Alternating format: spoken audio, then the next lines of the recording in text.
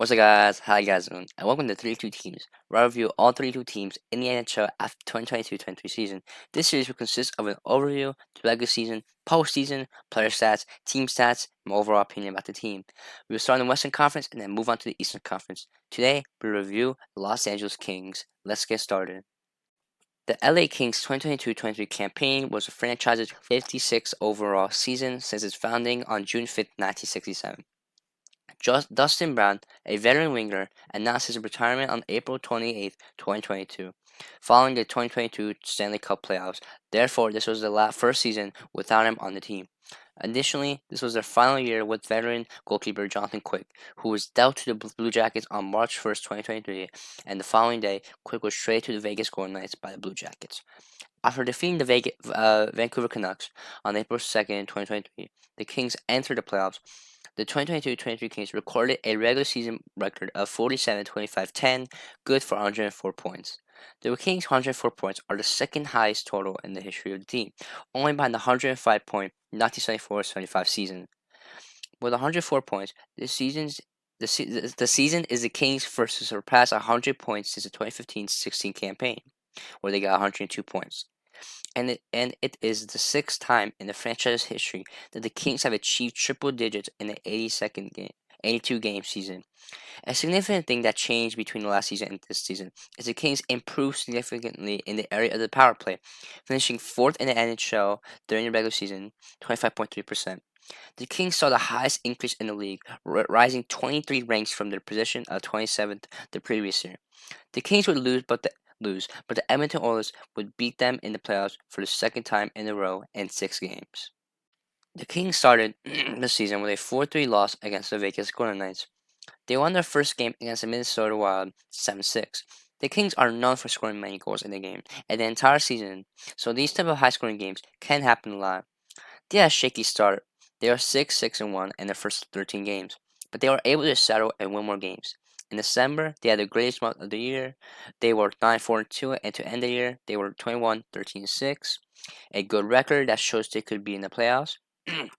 Sorry, and could be in the long run. In 2023, it was even better. They had 3-game and 4-game winning streaks that gave them many wins. For March, it was their best month of the season. They were 9-2-2. This month improved the record significantly, and finally in April, they played their last game. They beat the Anaheim Ducks 5-3, which gave them the record of 47-25-10 or 104 points. This was one of their best seasons that they had. This record shows that they could do good all year round and could beat any opponent.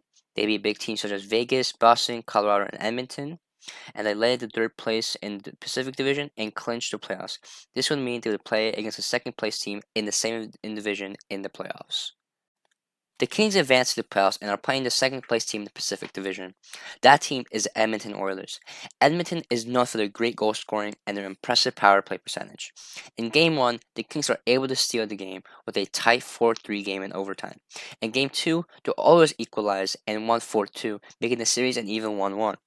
Game 3 begins and is nearly the same game as Game 1, a very tight game that went in overtime, and the Kings were able to win in Game 3, giving them a 2-1 lead.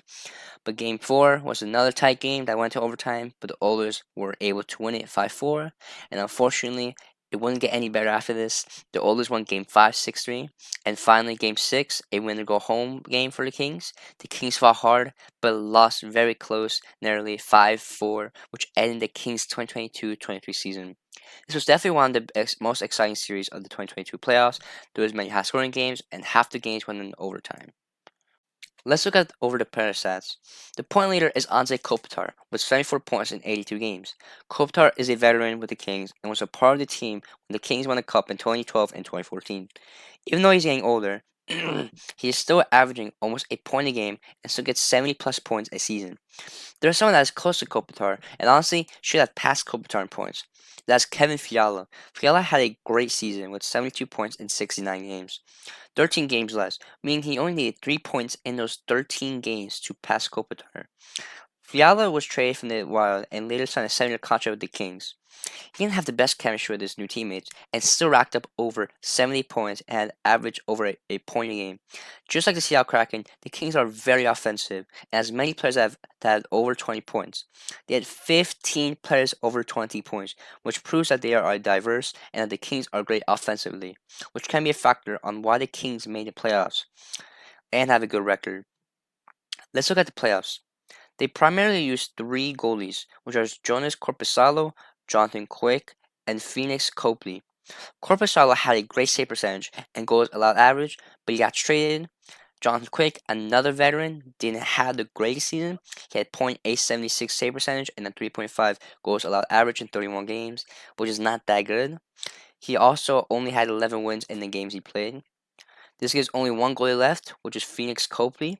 Copley had a decent season with 24 wins in 37 games, .903 save percentage, and a 2.64 goals allowed average. These are decent stats that can be improved. He's been moved around a lot and has already been with 3 teams in 5 seasons he played.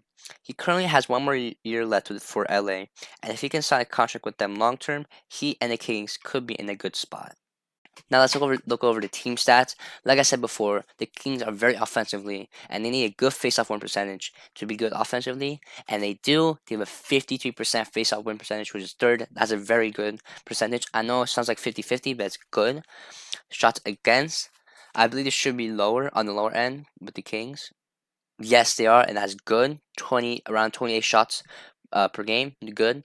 And they're a very offensive team. They should be around top 10. At 11th, I was close. 32 shots per game, pretty good.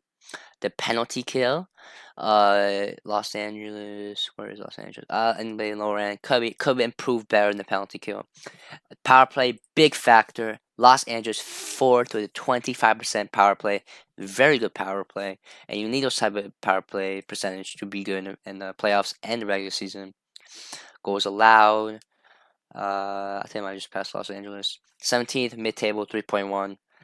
Not bad. It goes for should be high on the higher end. Yes, 3.34 higher.